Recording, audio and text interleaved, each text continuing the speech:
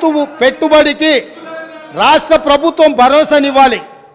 రైతు పంటలకు బీమా పథకం ఉండాలి తప్ప, రైతు బతకడానికి ప్రభుత్వం నుంచి హామీ ఉండాలి తప్ప, చనిపోయిన తర్వాత నువ్వు ఏమిచ్చినా ఆ కుటుంబంలో చనిపోయిన వ్యక్తి తిరిగి వస్తాడా అని నేను అడుగుతున్నాను అధ్యక్ష. అదేవిధంగా అధ్యక్ష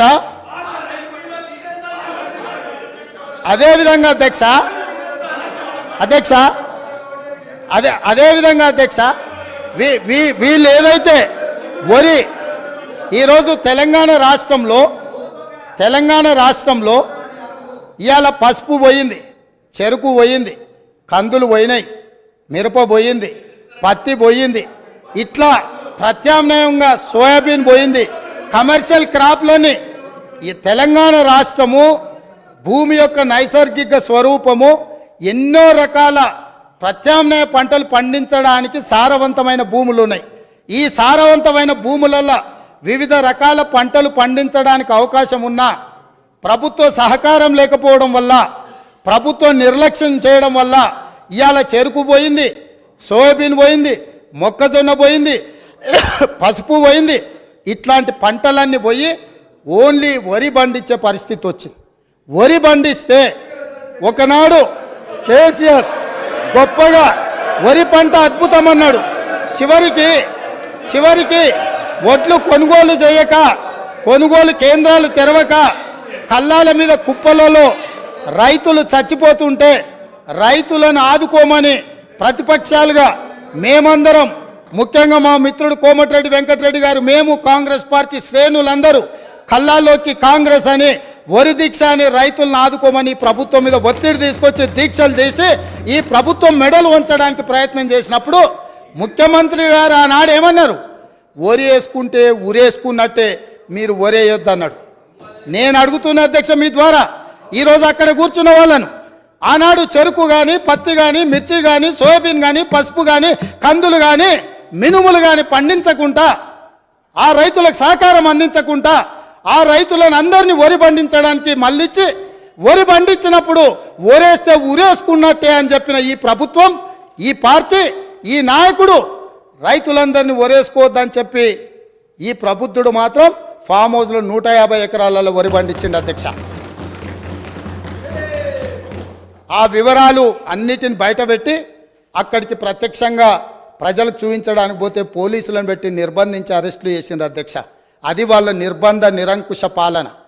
వాళ్ళు రైతులందరినీ వరి వేసుకోవద్దు, వరి వేసుకుంటే ఉరేసుకున్నట్టు అని చెప్పి వాళ్ళ ఫామ్ హౌస్లో మాత్రం 150 ఎకరాలలో వరి పండించడం ద్వారా ఈ తెలంగాణ రైతాంగానికి ప్రభుత్వం ఏ సందేశాన్ని ఇవ్వదలుచుకున్నది?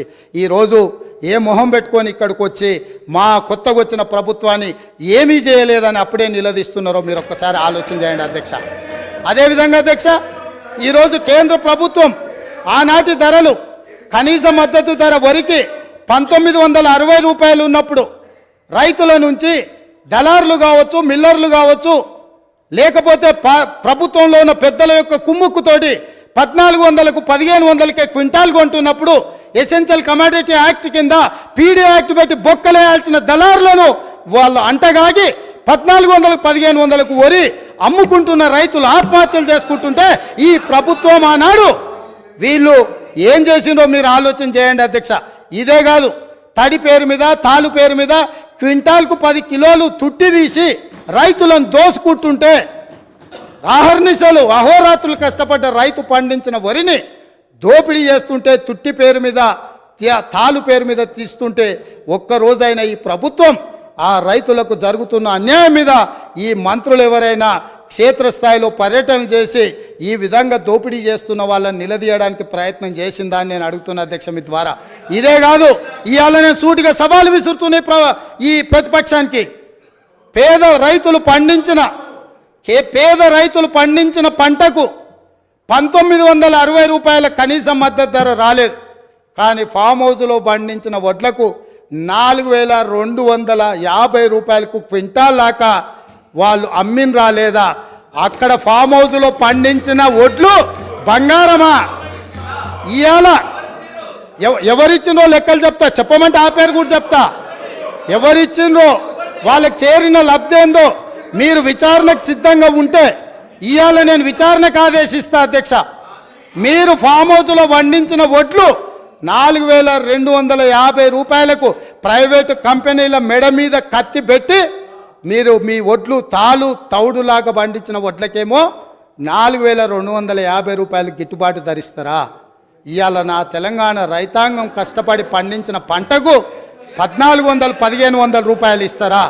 ఇదేనా మీరు రైతులకు ఇచ్చే సందేశం అని నేను అడుగుతున్నా. ఇదేనా మీరు రైతులను ఆదుకున్నది?